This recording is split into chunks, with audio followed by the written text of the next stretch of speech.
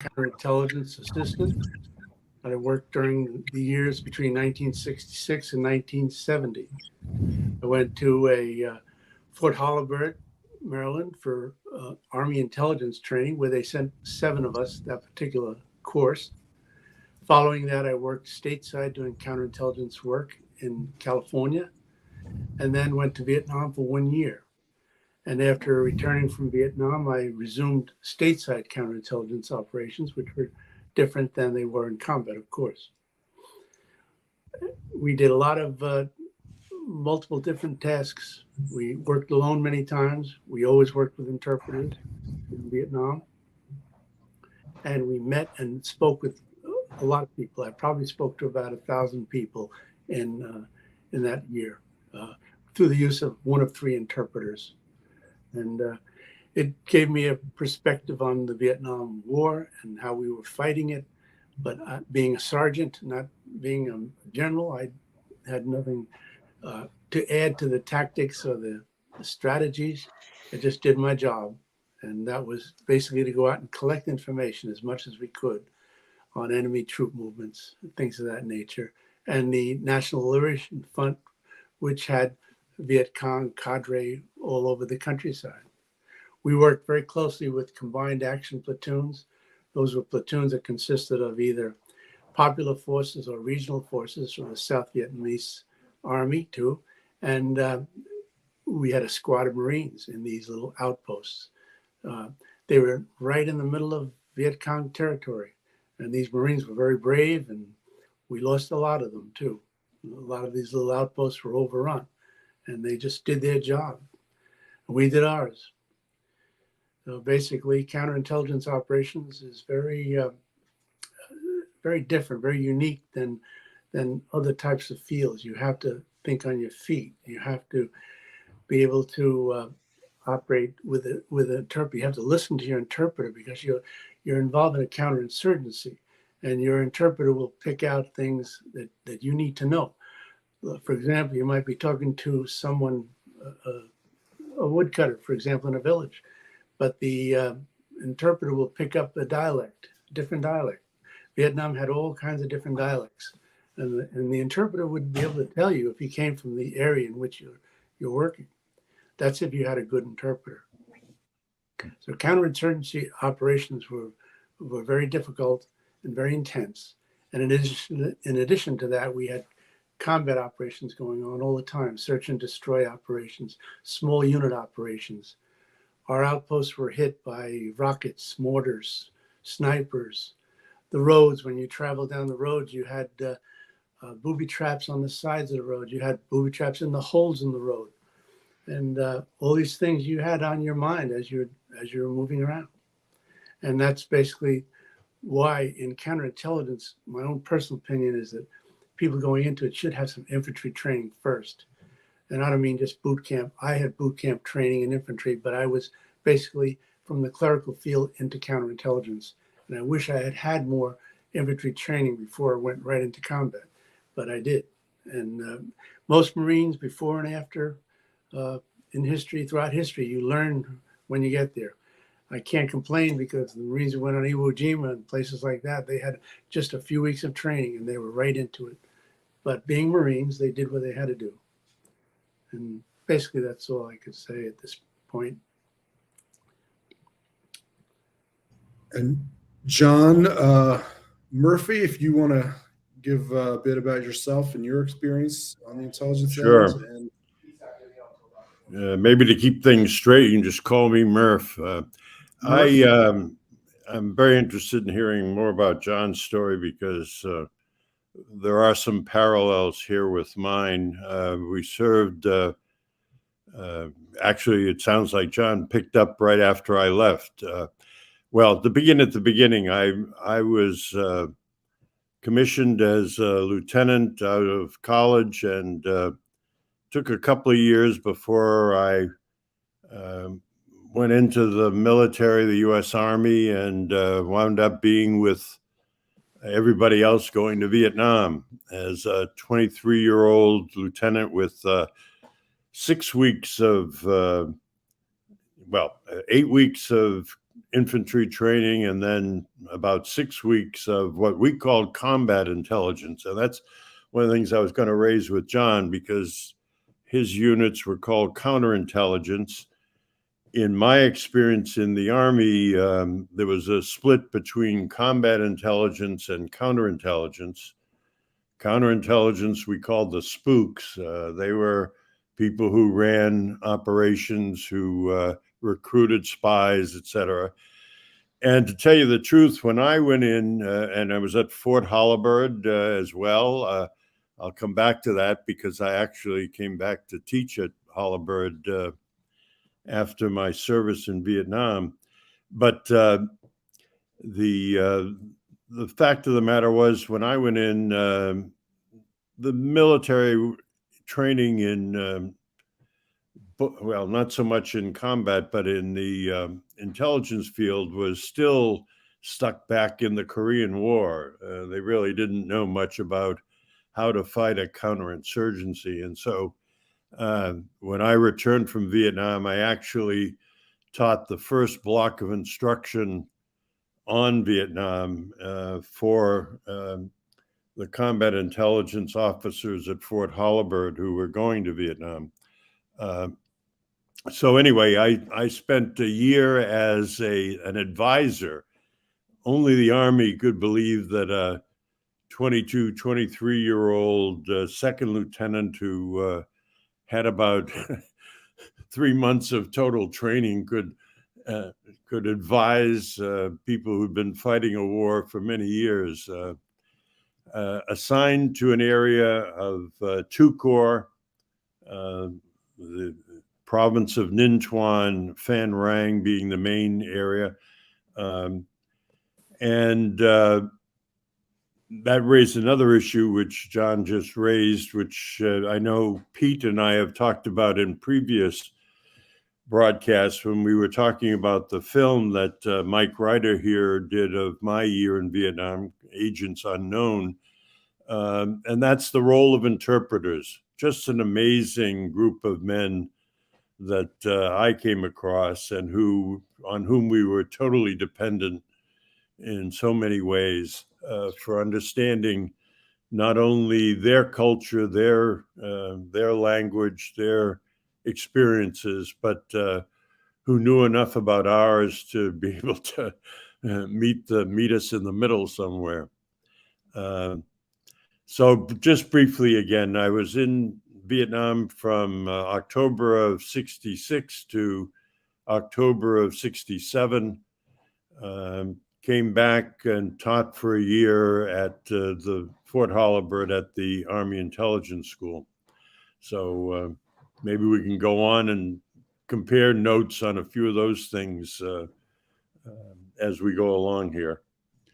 Well, Murph, that would be, that's kind of what this show is about. So I think, if you have topics, I mean, I can throw out my kind of standard questions, but I really want to get you guys comparing and contrasting. Well, I'd first like to hear about John's experience before Vietnam. What did Marine counterintelligence do in the States before you actually became what I would call a combat intelligence person?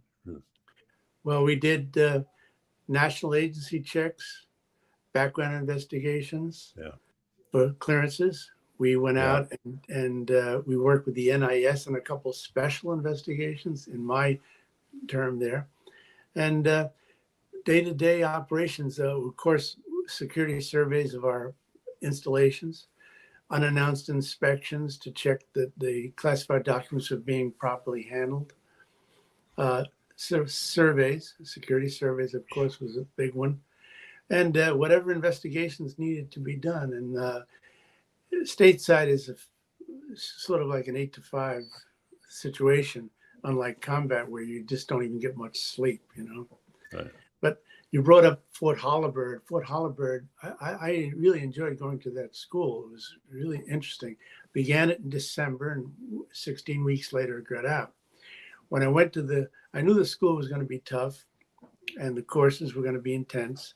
And I went up when I went into class the first day, I went to the front row and I sat down. This is what I did in college. I sat in the first seat I sat next to the smartest guy in the room. He was a soldier, specialist. And this guy helped me through the course a lot because you couldn't ask him a stupid question. He knew what was going on with everything. He was just really a bright. That's the way you learn. I wanted to learn as much as I could about the field that way. And we covered so many topics. And when you were there, John, do you remember the Holabird Inn right outside the gate? Outside the what? Outside of the main gate, there was the Holabird Inn. Oh, yeah. Sure. We used to go there. After the classes were over, I'd go work out.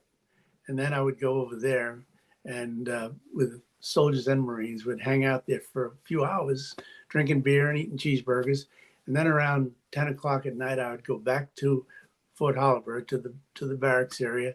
And I'd go into a study hall, which was open till like midnight, but they let us stay later, study those books till about 2 a.m.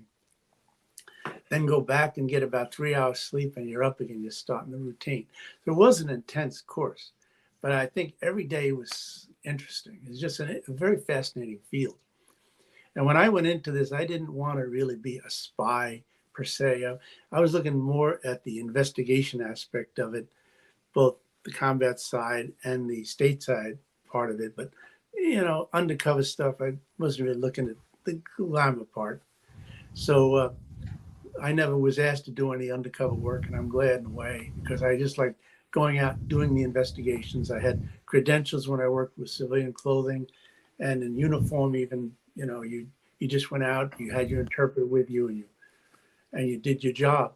And it's interesting to start out with no information, and then before you know it, you're sitting there in front of a royal typewriter and you're doing a big report, and you get all this information from people that you never met in your whole life. And yeah. I think it's just interesting that all the different types of livelihoods all these people did. Some of the people who gave us information were at great risk to themselves too. Village chiefs seen talking to an American Marine in the middle of the day. His neighbors might be Viet Cong. Yeah. And we had sources. These sources come and they provide you information. The problem was you can't always confirm that information, and that same source may go to the Army, give the Army the same thing, and maybe somebody in Saigon thinks they got a confirmation, but they don't. It's the same source using a different name. Went to the Army, went to the Marines, gives us information. Some of it's good, some of it's terrible. Some of it's terrible. If I just interrupt, that's how you might know the title of our documentary, Agents Unknown. That was the popular phrase. I think we call F6 or whatever. We didn't know who the agent was, and we didn't know whether to trust the information. So no, you couldn't always tell. But sometimes the sources didn't come back, and we had to assume they might have been killed. Yeah. Because the source has the same problem. They go into an area. And the VC are not stupid. They were very, very smart people. And they figured out the dialect too. They know the guy doesn't come from their little village, which has been around for 500 years, So it's not an easy job. But, these people, they were doing it either for the money or because they were totally anti-communist. One of our sources was totally anti-communist because the communists killed some of his family members, so he was totally motivated to go out and find out where they were going. So there were a number of stories like that I know too. I think it's part of what complicated our feelings about the war. On one hand, I understood the people who were opposed to it, thought that it wasn't, look at the difference between the response of the people of Ukraine versus the people of Afghanistan. Right. We had the same thing in Vietnam. There were people we met that were willing to go to the mountains and fight the communists from there. On the other hand, they had some leaders who were willing to sell out at the drop of a hat, I think. So it's a very, very complicated experience that you wind up with conflicting emotions about. Oh, yeah. You have to look at it, you have to look at it very realistically. The pacification methods that we use as Americans, in a way, often result in the destruction of villages. And then you would try to win the hearts and minds of people that their homes have been bombed. It wouldn't work. Then some of the villages would tell me that they didn't really want the VC, and they didn't want the Americans, and they didn't want the South Vietnamese. They just really wanted to go about their business of growing rice and raising their families. But I'll tell you one thing that always fascinated me. I asked a lot of the people I had to speak to, whether they were POWs or they were civilians, about how the communists, what methods they used when they went into a village and they first went into it. And they said they would first go in and they would say, we're liberating the village. They use that word, we're liberating it. And at that point, they would divide the children, the parents, into different groups for purpose of indoctrination. But in the Vietnamese culture, which most Americans don't understand, that's taboo. You had to have that family structure. They liked that. That's what they lived for thousands of years like that. And so the communists were breaking up that culture, and they didn't like that. So there were a lot of Vietnamese that didn't like the communists, but they also didn't want to get killed either. And so when you heard a report of a rice run into the mountains, they're taking rice. 20 Viet Cong may go to a village and they'll take 50 villagers and they'll tell them to take the rice into the mountains to the Viet Cong. And so Americans will hear about this some way. Intelligence comes and maybe that particular rice run is bombed by H&I, harassment and induction fire or something. But in a sense, there's only 20 Viet Cong. There's 50 villages who don't even want to be there, but they're ordered to carry sacks of rice into the mountains. That's what makes the counterinsurgency so difficult. A lot of the people don't want to be there. I live upstate New York. During the Revolutionary War here in upstate New York, there were loyalists and there were patriots. There were as many people believed that England should remain in power because they felt secure from colonialism from other countries. So they earnestly believed to be loyalists. And they're the patriots. And they also had land that was given them by the King of England. And long story short, by the end of the revolution, a lot of the loyalists who weren't killed lost their property and stuff like that. So it was, in a sense, a counterinsurgency. It was an American type of counterinsurgency. Yeah, we invented it in some ways. Right. We invented it. Yeah, you raise a number of things that bring back memories. Yeah, most of the time people just wanted to be left alone. They wanted to be away from all that. And I was going to raise with you the question we had. As advisors, we were close to the Vietnamese, but it was often difficult to get the U.S. troops to understand the nature of the war that we were fighting. I agree with you, John, but I think the main reason was the average Marine, 17, 18, 19 years old, all he knows is somebody's shooting at him. Right. And his buddy just stepped on a booby trap and he's mad and he just wants to get home alive. And so they don't really want to even understand the culture. They just want to live. And I was there during the Tet Offensive, and I didn't go into Tet itself, into Hue during the operation where the 5th Marines were fighting, but it was a brutal, brutal battle. It was hand-to-hand combat. It was urban fighting, and the Marines there really did what they had to do, but it was a brutal, brutal battle, the Tet Offensive. And taking the Citadel, these buildings were there for thousands of years. They're thick stone walls. And so, it was a street by street encounter. And if you talk to those Marines, which I did after everything was over, I was with the 5th Marines on a couple other operations. They were really, by that time, they had it. They just wanted to get home and they wanted to. Of course. They didn't want to understand the culture. All they knew was people get swept along by history, and they were in that place at that time, and they wanted to win. They just Yeah. didn't want Fellas, to I know. want to jump into the conversation. I finally got all my gear working and everything. So welcome. And it's great to have fellow counterintelligence agents, John Flanagan. One of the things you were talking about, this goes all the way through to the modern wars that I was in. And I would ask younger agents, I would say, who's running who, right? Like, is this person bouncing around camp to camp? Are they trying to run an op on you to get you off the camp and, trapped into something else? Are they feeding you a line to divert attention? So, all these things that we had to worry about. And like you said, it was hard to confirm stuff fast enough to make it actionable, at least in my sense. And so you have to make a call sometimes, like, yeah, this feels good. I trust this guy. And then maybe you find out, maybe you never find out that you shouldn't have trusted the guy, that the guy put us on a mission that got someone killed that they had a vendetta against. Gosh, we did that a lot in Iraq specifically.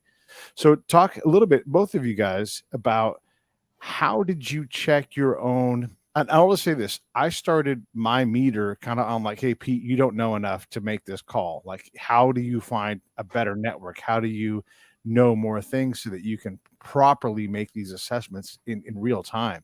So that's sort of what I did. I had to like convince myself that I didn't know as much as I thought I did. It's really easy to think you got all the poop and you know everything. So what did you guys do to hold yourselves accountable? Or did you have even time to do that? Well, you do have time. Basically, we worked with the Cap Marines a lot. The Cap Marines, some of them got very close to the villagers, and they'd overhear things about troop movements, things of that nature, and you could get some information that we could confirm, but you were never absolutely certain about your sources. Often that we also knew then, and even later, it was determined that the South Vietnamese government was heavily infiltrated by the Viet Cong. They had a lot of agents who were reporting things to the National Liberation Front and the NVA.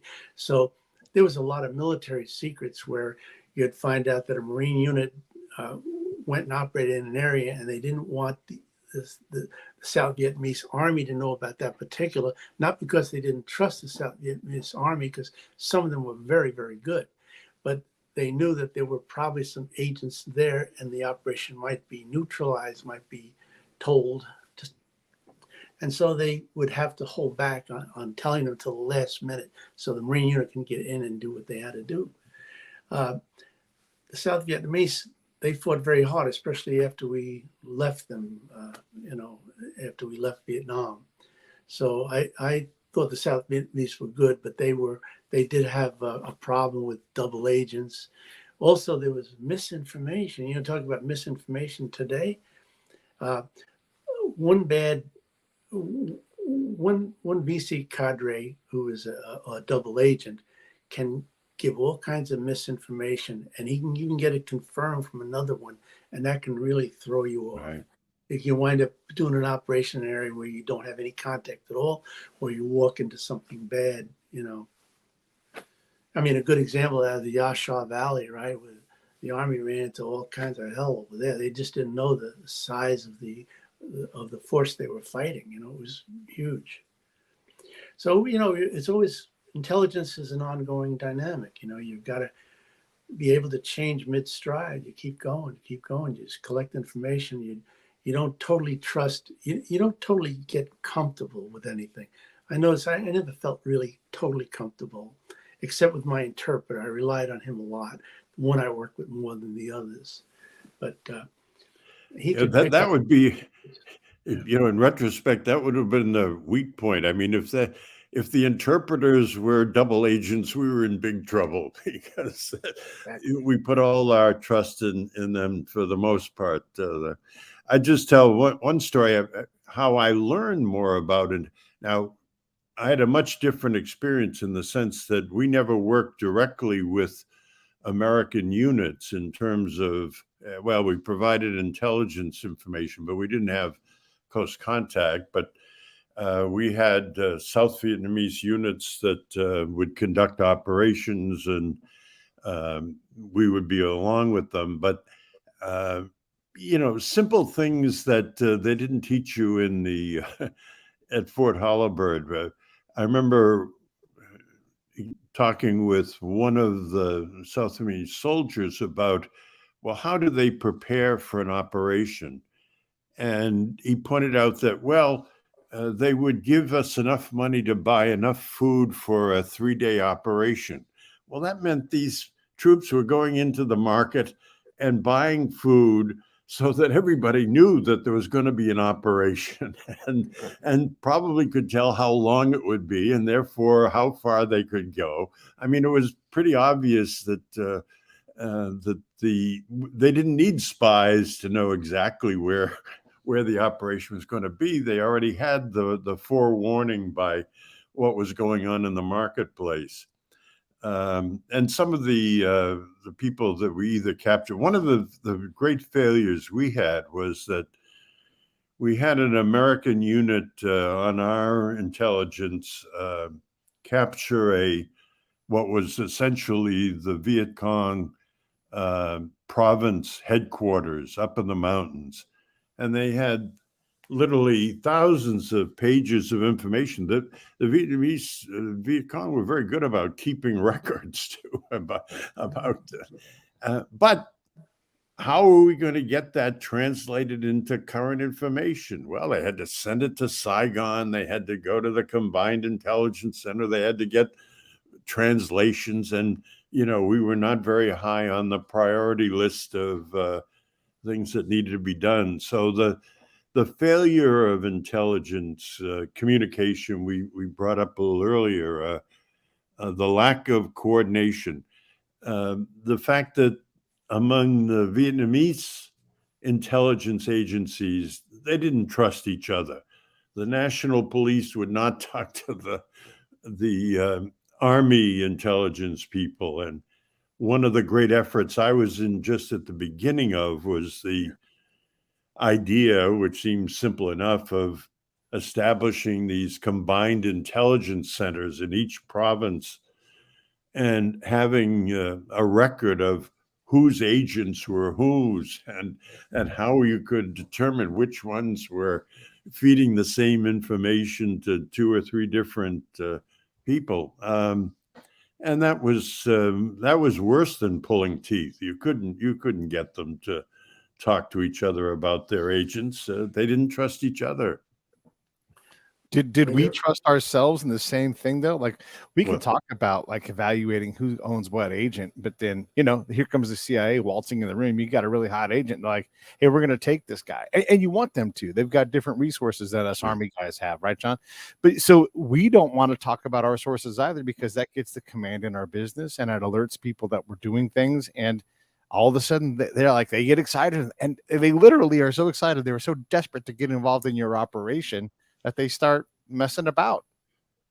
That's a very good point. I operated in an area where we didn't even know that there were naval intelligence people working in the same area. And the one story I think we tell in Agents Unknown is the story of a bombing that took place in the center of Phan Rang, and we were called in to see. Well, we couldn't figure out why these were 2 construction workers, as far as we knew, out at the air base or whatever.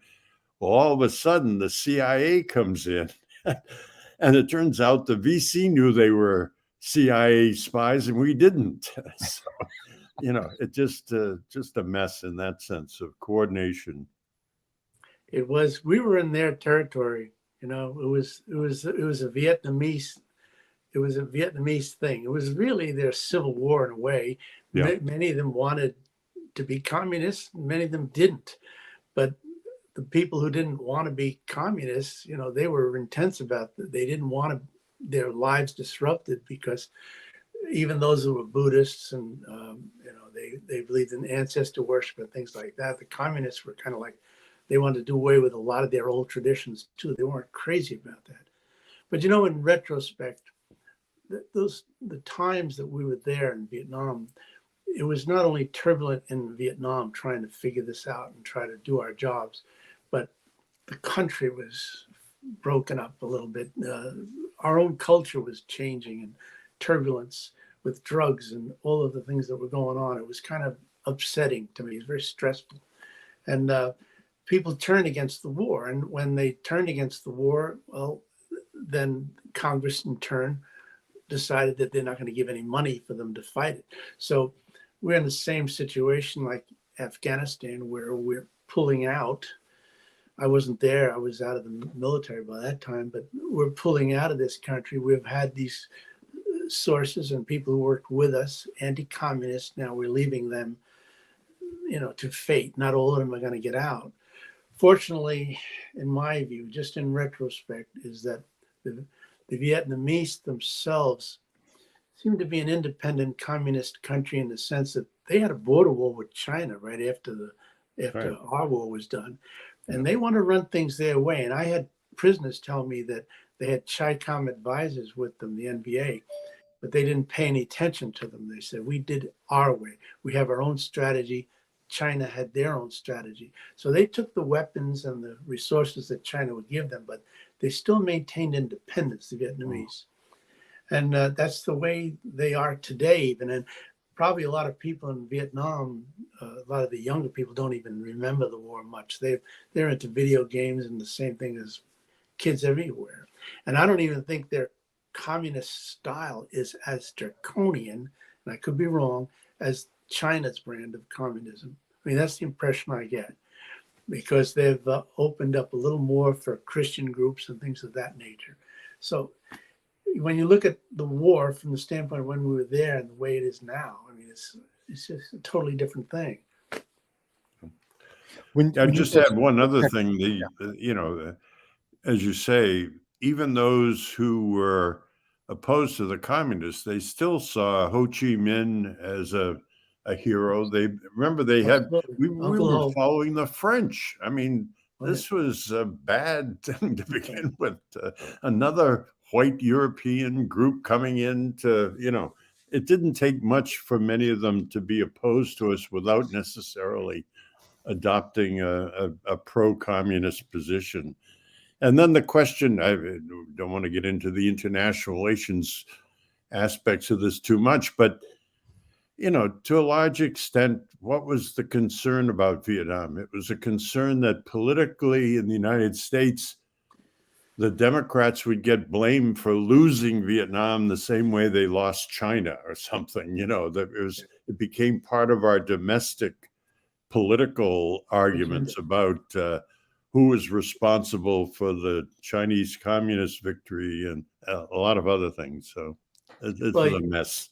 It's an interesting thing you brought up, John, because also I read a couple of books after the war about people who were Vietnamese. One guy was a Viet Cong himself. And after the war, when the NVA came down into Saigon and these areas and changed the names and everything, they didn't trust the South Vietnamese communists so much. So there was like rivalries there.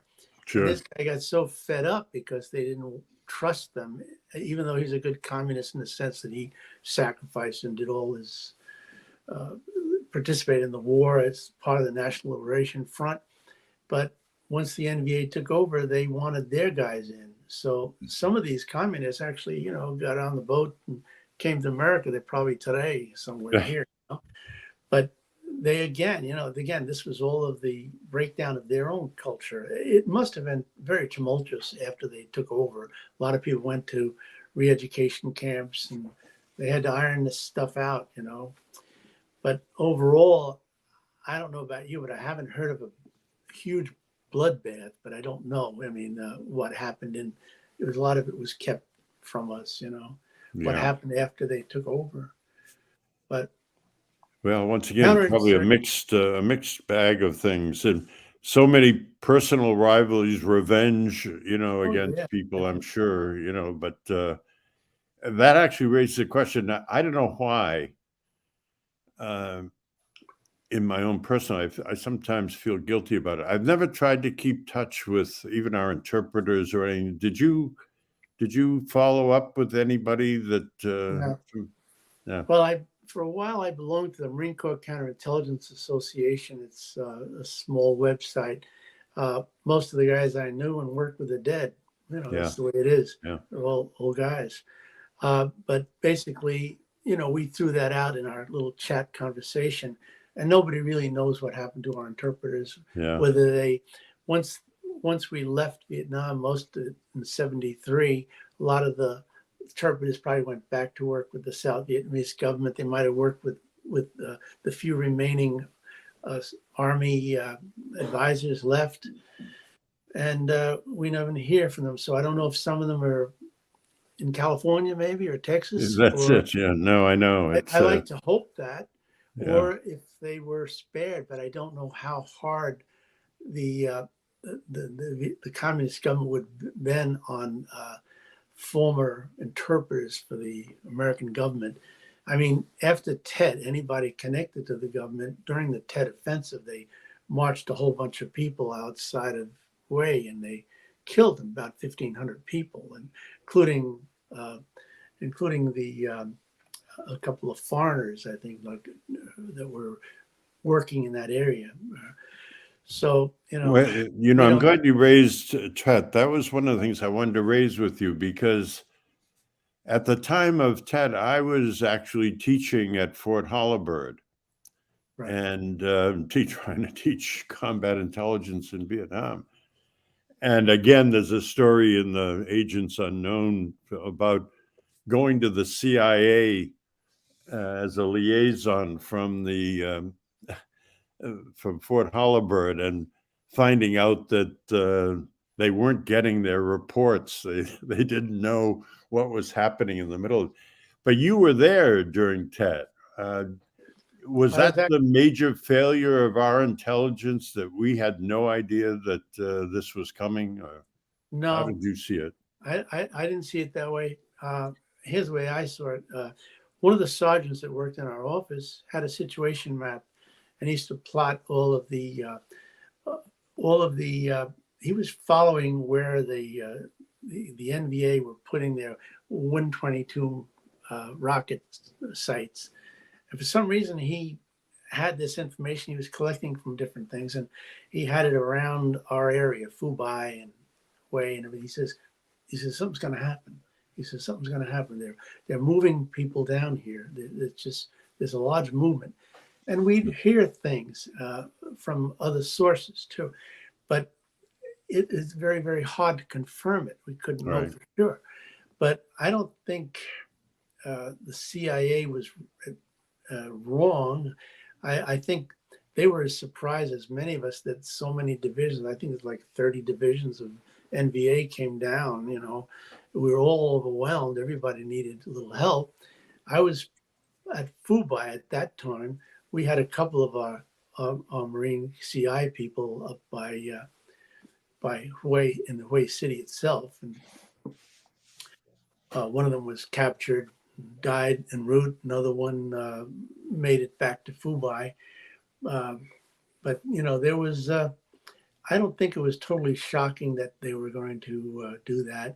When I was at Phu Loc, which was a district headquarters in October of '67, we started getting probes at night, with it. They'd hit you with a mortar, and then they'd hit you with small arms, and then they'd fade back. They did that a couple of times, and they did that in Hung Tui, another district headquarters I was at for a while. So they were like feeling us. They were trying to find out where, the Viet Cong could know a lot. If they really wanted to take a compound out, they would bring enough troops with them to do it, and they'd do it quick. If they weren't going to make a ground attack but complete it, they were probably trying to find out where your weapons are and things like that. So, what I think was the failure, in my view, was that we didn't anticipate that they could do this all at the same time in so many different places. I mean, you're right. Probably everybody in different places knew that there was something going on in their area, but in Saigon, they never put together the whole package. That it also demonstrated, I guess, if you compare it at least to the stories we hear about something like the Cuban Missile Crisis, that we had absolutely no human intelligence sources high enough in the ranks of North Vietnam or the Viet Cong to provide information. I mean, they had plenty in our areas, but we didn't have anything in theirs, it seems to me. Well, I don't see that as a failure per se because of the fact that they already had a great deal of intelligence. They owned the territory. We relied on them in a sense, the South Vietnamese and the interpreters and villages for our information. But remember the book that was written, the tunnels of Cu Chi or something like that? They had tunnels right under installations, you know. Highway 1, not Highway 1, the Ho Chi Minh Trail was like a major thoroughfare with material flowing down there all the time. And we bombed that with B-52 raids from 80,000 feet. That really scared the NBA a lot. They said, man, when those bombs hit you, you didn't even expect them. They just came down. But all of the materials that just kept coming down, flowing down. We have to give the Vietnamese credit for the way they fought that war. We have to still give them Oh, credit. absolutely. They were very, very tough, and they were very intended on winning. And my interpreter told me something interesting one time. He said, John, he says, we're always going to be at war. And I said, why do you say that? He says, we fought the Chinese for 1,000 years. He says, the Vietnamese don't look at war like Americans do. He says, Right. we look at it as a long, long process. We may continue for years and years. He says, Americans, you guys, he says, like to do it 4 or 5 years, then you get out. He says, but no, we don't look at it that way. He says, we fought China for 1,000 years, and we'd fight America for the same amount if we had to. But he wasn't a Viet Cong, of course. He was right. But that's the point that he gave me was the cultural divide between Americans. Let's get it done now. And the Viet Cong say, well, we'll take that outpost when we're ready, and that's it. So they do. Like Phu Loc, the district I was telling you about, that was the first place I went to by Tet when everybody was getting hit. The Viet Cong came in there with the main force unit, which is some NVA, some irregular militia, but they took the place down. They flattened it. I don't know how many people died in it. I don't know, but I went to see the district headquarters after they took it, and it looked like a shopping center that had been blown away. Yeah. All the Phil, concertina wire, everything we saw was just gone. I want to ask a couple of questions that only guys like us can answer, because the thing, so one of the questions I get asked all the time, so both you guys keep this question in the back of your mind, is how did you go out and collect things? You don't look like you're Arab, you don't look like you're Persian, you don't look like you're Afghan. So how do you do that? But the other thing that I think that people don't realize is you show up, and in my case, sometimes I showed up with an established intel base, and then so could I maintain the network there and use it, or did I have to just scrap that network and start over? And if you're the first guy there, how on earth do you decide what to do next, right? Because you don't know anything. And in my case, I was lucky enough to always be able to get off the camp. Not all agents are allowed to do that. The command is terrified of you getting captured, or you don't have the resource. Counterintelligence, for the audience, counterintelligence people don't typically show up with their own gun team, right? And so you have to ingratiate yourself on the camp. Gosh, I worked so hard on the camp so that I would have the freedom to actually help them by going out and picking my spots and finding the places where I could extend some risk and had some trust, so I could actually just go out with the Afghans with no Americans around at all, because that was really golden time that you didn't have a whole bunch of, and I love my platoon buddies, but a bunch of 22-year-old creatine fed, chod dipping, sunglasses wearing guys make my job harder. So talk about what it takes to develop a territory or land on a territory and decide how to proceed, because I think that stuff is, nobody ever talks about this aspect of the job. And I'll have you go first, Flanagan. Well, I'll just tell you what we would do. Some of the sources were already in place when I arrived in Vietnam, because our counterintelligence teams were there, and they were doing a lot of the legwork too. I just developed a few of my own, but basically what would happen is in the morning, you'd get in a Jeep, you and your interpreter, and maybe a staff sergeant. If we're lucky, sometimes it'd be a lieutenant, a staff sergeant, me, a sergeant, and me, an interpreter. And we'd make our rounds. We'd drive these old dirt roads, and we'd find a little village, and we'd get out, and we may have one source there. We walk up to them and talk to them. A lot of times we were at kind of risk in a way, because we had the children come up to me one time and they said, VC come, you go. So I don't know how many were coming, but I was there with just my interpreter at that time, me and him, and one M16, and so we said, all right, thanks for telling us, we'd like to know that. But long story short, you're developing information, collecting information from people, and some people, it's like a salesman. Sometimes people just turn their back on you. They don't like you. They just walk away. Other people are more chattery. They'll tell you things.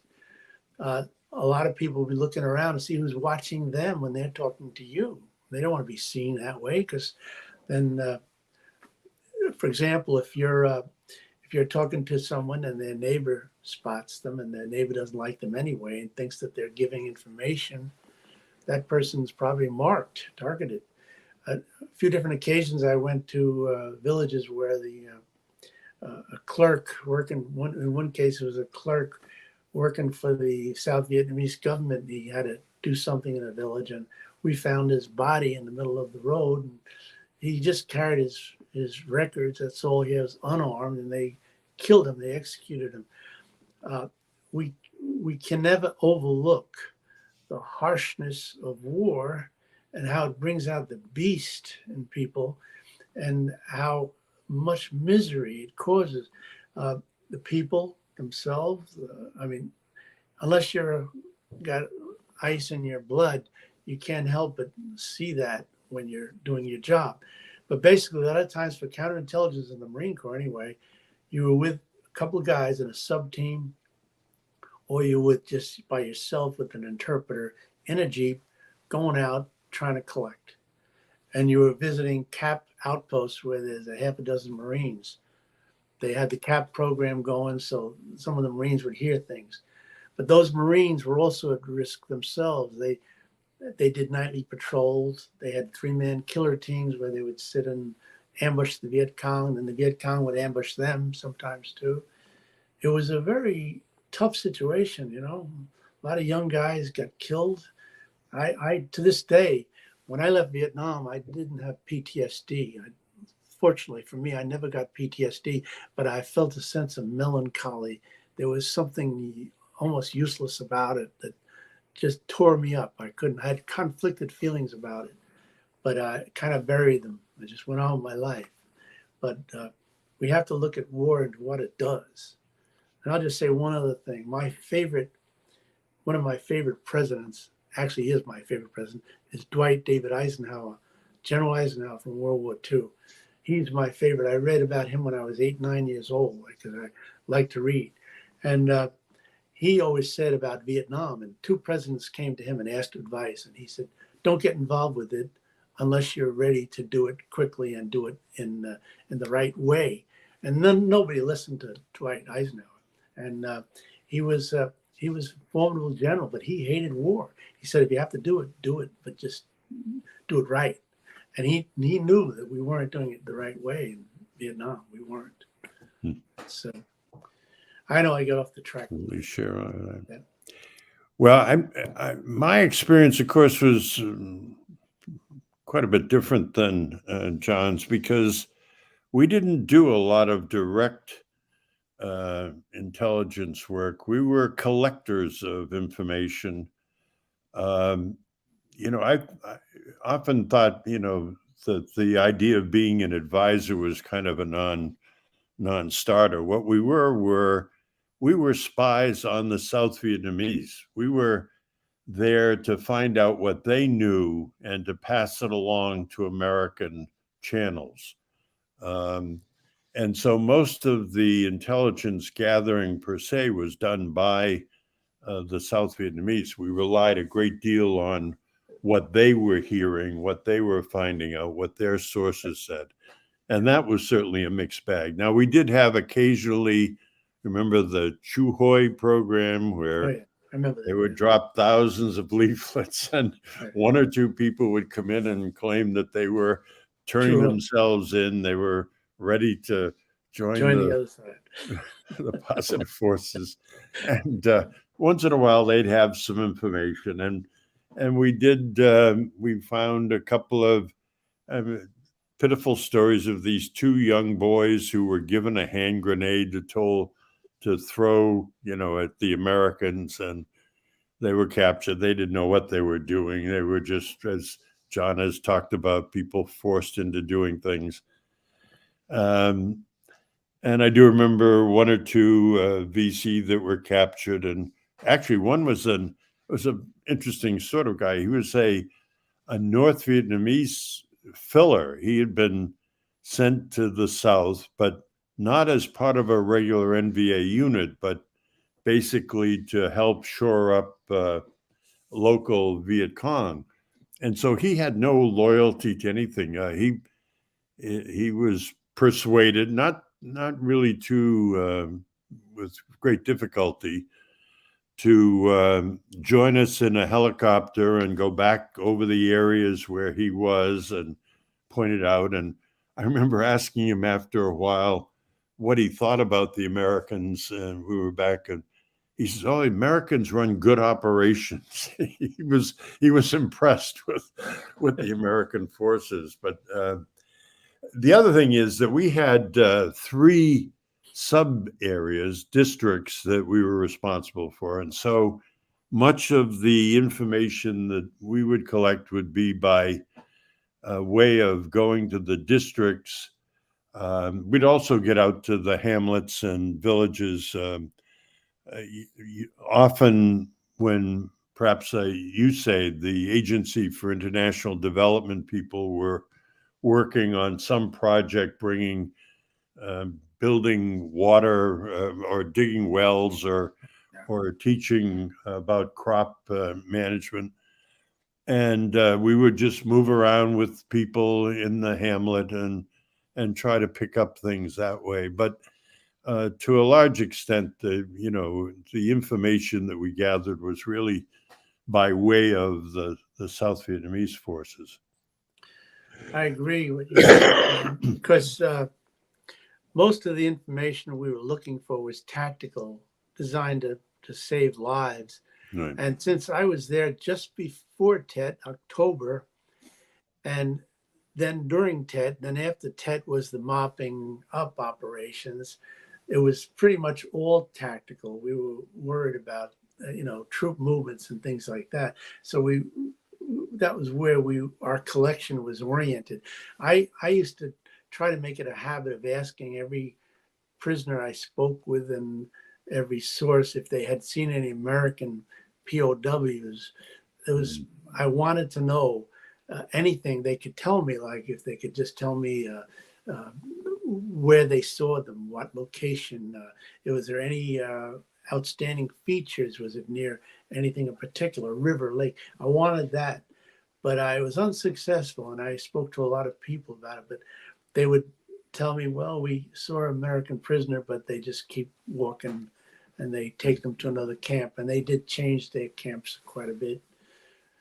I'll just tell you a funny story. I don't know if you want to, but we had a couple of Marines, and during that time that on an operation, they they fell asleep. They went into a couple of bushes and they lay down, because you're on an operation, you may stop for an hour and a half while they're calling in artillery or whatever they're doing. The battalion commander says stop, everybody stop. Well, these 2 guys, they fell asleep and under the bushes somewhere, and nobody in their particular squad or notified them, so they left the area. These guys wake up and it's the Viet Cong has them as a prisoner, and so they took them prisoners, but they actually gave them back during the Tet as an exchange of prisoners. Huh. So these 2 guys, but that's how they got captured. They fell asleep. Yeah. And we've heard more of these situations too, where soldiers, Marines get lost from their unit. There's a lot of weird things that happen. But one thing that really interested me was one time we had a case involving this guy came into an area and he spoke to the African American Marines that he saw. But this guy was dressed in cami and he had a lieutenant bars on him. And the black guys reported back to us. They told us that this guy didn't speak like a normal African American that they had known from Chicago and Detroit and New York City and even the South. He had a different accent, like a clear English. So basically, they sent me out there and I talked to all these African American Marines that I could find. And this guy had been, this lieutenant had been asking them questions about where they put the electrical charges. But we put charges under the bridges in some areas. And he wanted to know that information. He specifically wanted that information. So we determined that he was probably a French Moroccan C. And he worked on behalf of the Viet Cong. Wow. But these are fascinating. You get some interesting cases. You never know what you're going to be doing. You never know. No. You know, and that is so great. And when you write that report, you're like, no one's going to believe this. You know, you have to. So one of the things, and that, you know, talking to you, John Murphy, but Afghanistan's very similar. You know, we're focused on these district centers. We're trying to build capacity with the local national forces, police, government, all these things. And folks like USAID, or in the case of the modern wars, they would have reservists come in like, hey, we're the ag team. And there was nobody more irrelevant in this fight than the ag teams. But same with PSYOPs too. These guys were like, we're going to do a leaflet drop. Like, well, these folks don't read. Yeah. So they had all these pictures. Yeah. And so I don't know a single PSYOP operation that had any success unless you had a good governor and you just gave him the radio to talk to his people. And then you could test to see who was coming in, who was coming out. And it could become a written communication system where someone could write something with some kind of level of protection, right? And so that's what I was trying to convince these guys to do. But there was all of these elements that were all reporting how great they were. Like, hey, we're inoculating goats. But then I would go back a day or two or a week later and be like, what happened? And then what was reported, of course, the inoculation happens, but what was the result? What was the affect? And it was never, oh yeah, the government of Afghanistan is really taking care of us farmers. It was always counter to that, right? And so we had all of these initiatives and issues. You're way, way, way far off the beaten path, so far away, it's hard to even understand. It's a different world, at least in Afghanistan. I got to imagine in Vietnam too. But talk a little bit about that separation between the reality you had to deal with, what the Americans thought they were bringing, and what actually was there. If you guys have any stories about that stuff. Well, I think I've told one story that I'm not quite sure it fits, but the distinction between reality and like, we had this district that was primarily made up of Montagnards, who weren't exactly favored by the native Vietnamese, but we go around and we check with their rural and popular forces, and they kept complaining that they didn't have enough food, they didn't get enough rice. Well, again, part of that infrastructure building, the Americans would always give the rice to the district chief, and the district chief would distribute it because that would then draw some kind of connection with the government. And so we finally figured out that the district chief had been portioning off part of the rice he was getting and selling it on the black market. And so we spent, I would say, weeks, if not months, trying to get the Vietnamese to remove him. You know, we had this corrupt district chief. We had to get him out, you know. Yeah. And so we finally succeeded. He was being promoted to go to the General Staff College. And we went to the ceremony in which he was leaving.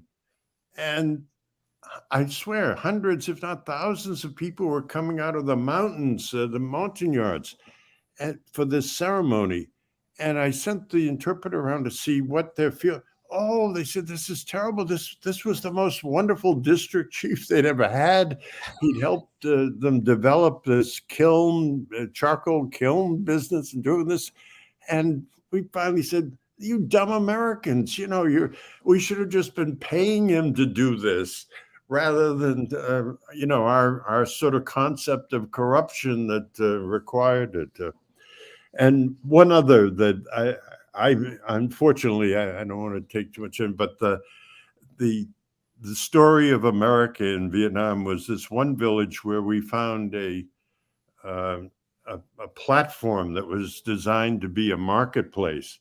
And again, I asked the interpreter to find out what the story was, and it turned out that Secretary Rusk had been there, and he'd asked the district chief, the village chief, what he wanted. He said he wanted his village to become the marketplace, and so they built this foundation. The problem was, for 1,000 years, some other village had been the marketplace, and so this was totally unused, but dedicated to the American failures of Vietnam. It's interesting. Yeah. You know, I wonder really when I try to compare the Vietnam to Afghanistan and Iraq, I ask myself the question. I'm not an expert. I'm never claimed to be, but I ask myself if any of these three areas were really in the national interest for us to be there in the first place. And I only ask this question because my experience in Vietnam showed me that counterinsurgencies are almost unwinnable, because when you go there, they don't want you there. Most of them don't want you there. You're a stranger on their land, and so you have this 3 strikes against you before you even get started. And then if they think that you're going to leave them in the lurch, which we did in all 3 situations, then they have even less confidence in being able to give you information or cooperating with you. I know there's a lot of exceptions. A lot of them did cooperate, but I just try to distinguish between the need to go to war, a just reason for it, like World War II, or if something is in the national interest, but not really a war of necessity. And that's always bothered me a lot. I agree, 100%. Yeah. I would say one of the things is we look at things that are counterinsurgencies. And if you think about Afghanistan, which I can talk about, we were the insurgents. We came in, we toppled the government and said we're going to put up something better, and we fought like hell to get it. But we thought we were fighting a counterinsurgency, which in effect we did, because we were the biggest problem. As soon as the Americans show up, we have to understand we're a destabilizing force, and everybody else is better at instability than we are. We're trying to create stability, but then we do things that are maddening to everybody, including if you stay long enough in the area, you watch and you see how inefficient we are. So a lot of what I did, fellas, was I looked at us. How do I make us less damaging? How do I reveal for the commander? I mean, this is the essence of collection, right? Like, my job is to say, hey, boss, there's enemy massing over here. Or, hey, boss, we're going out into these villages and we're trying to create some connection to the government. I can't find it. It's not working. I know everybody's briefing that they're doing great things, but it ain't working, man. And that at least enables the commander to adjust the attack and bring in resources or pull resources back. And that was the thing that I did that's most valuable, because, as you guys know, trying to find the cell that they have the bombing that they're going to do once or twice a year in your area, it's damned near impossible. And you can cause a lot more chaos yourself by doing that focus. So I would say, if Afghanistan was important, which is a good question, are we even capable of going somewhere and reliably creating a positive effect? And I don't think that that's a thing, because we don't do the things that you have to do to create stability. I agree 100%. For one thing, many of those decisions are made by civilians working for the Department of Defense and influenced by politicians. And Eisenhower, just like George Washington, warned us about foreign intervention. Eisenhower said, beware of the military-industrial complex. Yeah. He used that term. It's not that he's afraid of war. We have to go to war often to defend ourselves, but we have to make sure it's a righteous war, that we're not just looking at everything. It's within the national interests. And one thing we haven't spoken about, because we're talking about Vietnam, but we have tried to influence things in South America too, through the probably through the CIA, where we become friendly with a dictator who's selling drugs to children in the United States, but because he's not a communist, we're going to back him up. Right. I just would like to take the dirty laundry out of the whole system, and I would like intelligence to not be implicated or subverted by politics too much. When I was in Vietnam, I remember talking to an Army MACV major, lived around the area where I was. He worked in a compound that I visited, and he told me, he said, I don't know what they're doing in Washington. He says, they want me to provide a list of all the KIAs. He says, they want numbers. And he says, I can't give them numbers if I don't have them. And they want me to fudge the numbers that I do have. So he was being influenced by higher ups who are politically motivated. And that spoils it. That's just as bad as using intelligence that we get against our own people, which probably has become a problem for us in the future here, because the politics in our country now is just wacky. It's off the board. And my fear is that intelligence information may be used against our own population because to file an agenda. And we just don't want that to happen. Any of us who have been in the military, we know we want our country to prosper and survive. We don't want to lose our constitutional rights, and we don't want to turn into some wicked empire to do that. Yeah. As soon as you said, John Flanagan, as soon as you said fudge the numbers, John and I both chuckled. That plays a prominent part in the movie. And so John Murph will take it from there. Well, it is a classic story of the reporting that we didn't get into that. I don't know how much written reports you had to do, John, as in the counterintelligence, but that was a major feature of my work. And we had this, I think they call it the roundup. We were going to finally provide a reasonable estimate of how many Viet Cong and Viet Cong infrastructure there were in each of the provinces, et cetera, et cetera. So ultimately, I had a number of friends who were at what we call Pentagon East in Saigon at Tan Son Nhut, and I was visiting one time, and they wanted me to see this wonderful map they had of each of the provinces, the whole country, and the estimate of the Viet Cong, et cetera.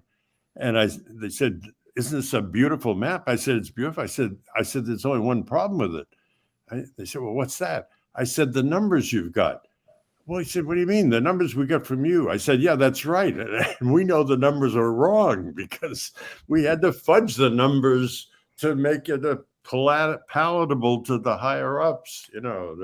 It couldn't be as high as we said it was." So it's Munda.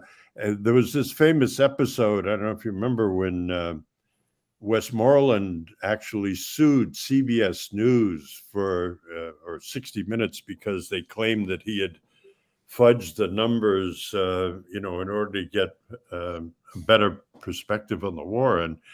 And I wrote an op-ed to said, they're both right. I mean, the numbers were wrong, but it was only because we were giving Westmoreland the wrong numbers, because that's what everybody up the chain wanted. See, that's where we run into problems when politics enters into intelligence operations, where you're wanting to satisfy the higher ups, and they're kind of implying that you'd better comply with their requests for information that they want to use, rather than just being like just the facts, like Jack Webb when he's a cop on the Dragnet show. Just the facts, give it to him straight. We killed 5 VC, not 25. 5. That's it. Period. That's the way I like to do it. I did lots of reports. I did reports almost every day on my Royal typewriter. I had to type out all the interrogation reports I did, all the debriefings I did. I did it myself, and And I honestly, I'm not going to embellish my record at all, but I did not lie about any of the figures that I put down. I had a couple of phone calls from ones from Saigon. They didn't like what I said on one report, and I Sure. refused to change it. And they made somebody else change it, I guess, or Yeah. they use the information. But you know, you want to do the right thing. You know, I mean, you don't want to become some kind of a criminal racketeer and just for the Yeah. sake of promotions and whatever. You got to do it the right way. You're a better man than I, John. Well, I should say the colonel took responsibility. I had to warn him that he better provide the better numbers because that's what they wanted. But I was complicit, I'm afraid, in that. Well, it's a shame that that it happened that way because of the influence of Washington, the Pentagon. Yeah. People who don't really know what's happening on the ground, they just bean counters, you know. I want to close us out because we've been doing this for about an hour and 10. And really, I appreciate it. We should do this Sure. again. And I also want to bring another friend in, another John McKay, to talk with you guys. But I love the tactical aspects. And you were just saying, John Flanagan, about the ground truth. And that's the biggest thing for me is like, you cannot get enough people on the ground. But one of the challenges is how do you develop good collectors? It takes a long time. I mean, I've got 1,000 combat patrols over years, many units. And so it gives you insight so that you can be ahead of the unit. Like I don't tell me what to collect. I know what to collect. I've done this more than anybody else in the Army. So if you guys could go back in time and advise yourself, like, what's the one skill that when you left America and you were going to Vietnam, what's the one skill that you needed to develop that would have taken some time? I don't mean like, insight, like something that you could have built and said, if you would have trained me this, like I would say, hey, Pete, it's all networks. You have to learn networking. Make sure whatever course you go to, lead with networking. So what is your guys' thing that you would love to have given yourself before you deployed? For me, Boy, I would that's like tough. to. Oh, go ahead, John. You go first. Oh, go ahead, John Flanagan. I got you up on the screen. I was just going to say I would like to have known more about the Vietnamese culture before I went there, more about their history beyond what I read. I didn't read enough about it, unfortunately. So knowing more about the culture would help. But you have to realize that if you send an agent, even if you develop a good agent and you send him into an area and he starts asking questions, the enemy's not stupid. They don't really want him to know any more information than they have. Most of the time we found that the Viet Cong, most of the decisions were made by 2 or 3 people, the VC district chief and maybe 1 or 2 other people. The other people just followed orders. So they may not have known the exact time in which they were going to make an operation or do something. They were just told to do what they had to do. So you send a stranger into that area, unless you're lucky enough to build the assistant VC district commander becomes your source, which is probably not going to happen because they're watching him too. They were also aware of double agents. I would say there is no formula for that. You have to be in the right place at the right time, and you just have to keep plowing the field until you turn it over, till you find the right sources. But other than that, you have to work by the seat of your pants. You're talking about a counterinsurgency. This is not a good type of operation to be involved in. If you're involved in it, you have to do it and keep your expectations that most of the population will not cooperate with you. Most of them have their own agenda. They want to stay alive, for one thing. They don't want to be attached to America as far as being, a source. I mean, that's an instantaneous death warrant for them. It's a tough thing to do. I don't envy you doing Afghanistan. I imagine Afghanistan was even worse because I think the Taliban were far more ruthless than even the Viet Cong. It's my opinion. Yeah, I really can't add much to that, except maybe the language, of course, was another. But it seems to me the real problem that we've had is not understanding these countries in which we attempt to interfere. And So history, culture, religion, the language, it really is asking too much. And so I think unless there is a very clear, and there's never going to be a clear majority, but a significant minority that is supportive of the cause, and you think that they are capable of winning support from most of, or at least acquiescence from the rest of the population, then we ought not to be involved in it, and not for minor reasons. It is too much. I also I guess one other point, I don't know how John feels about it, but even though, I counted every day of those 360, that probably was a bad policy for our purposes. I mean, I certainly knew much more at the end of that tour than I did at the beginning, and they probably could have used me another year or two that might have been helpful. It also set up a kind of, again, a kind of bureaucratic process in which all of the officers came in and found the worst possible situation, but by the time they were leaving, getting short, things were much better. They'd made a lot of improvement over that year, when in fact, probably not much had changed at all. Interesting, very interesting. I think my conclusion of the whole thing would be that in the case of any wars that we decide to become involved in because we think we can bring about Jeffersonian democracy, we should know what we're getting into. And I don't think we really did. I don't think it was well thought out. Political decisions often are not well thought out. There's no wisdom there. We jump in. I mean, maybe it's an American character. Well, remember though, John, we had the best and the brightest who thought we knew what we were doing, right? Yes, that was the problem. That's true. People had hubris that somehow we could intervene in these situations and transform, just as we thought we could transform the Middle East later on. I can't believe that we didn't learn the lesson well enough. I know, you're right. Yeah. That was something I was going to mention. Was not long after the movie came out in 2019, there was in the Washington Post, there was the quote unquote Afghanistan papers, where they basically, it was a long article about essentially the same problems in terms of intelligence collection. I think they quoted Flynn and, basically saying the same issues. And Pete can definitely speak to that more. We've in past shows, he's spoken to that where, and I've had other people contact me, other military who served in Iraq and Afghanistan, say that the same things. They just say what John has said in the movie is, they basically say nothing has changed in terms of those issues. So it's worth. Did we lose Pete? I think we lost Pete. I don't know. He's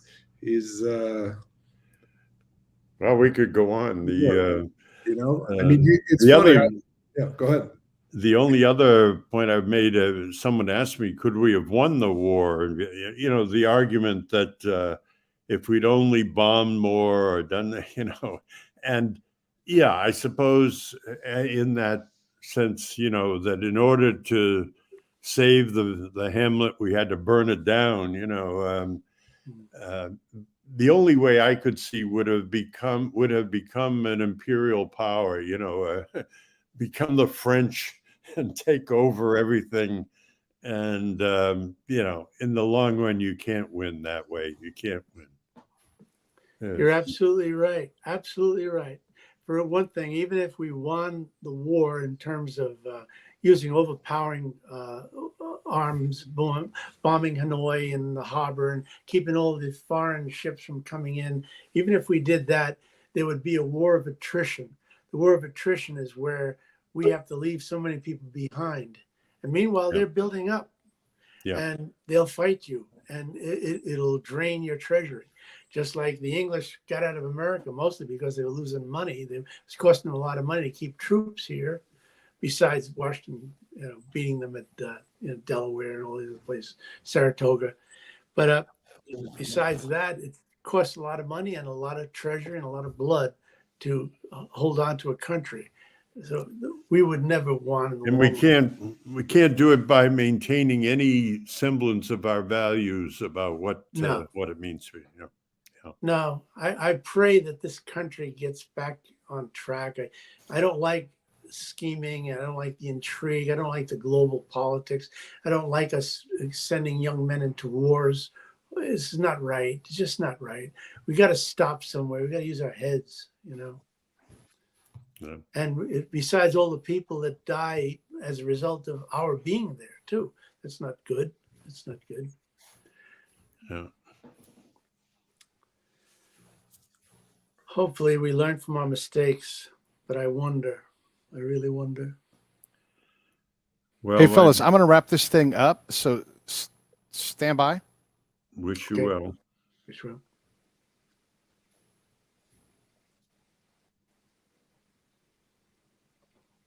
You're muted, Mike. All right, so it looks like I'm going to wrap it up. Pete's having some technical problems, but so I think John Flanagan, if your intro may have gotten clipped, so if you could just do it again, just a basic thing. You don't have to go say too much, but just about yourself again and what you did, and Pete may use that.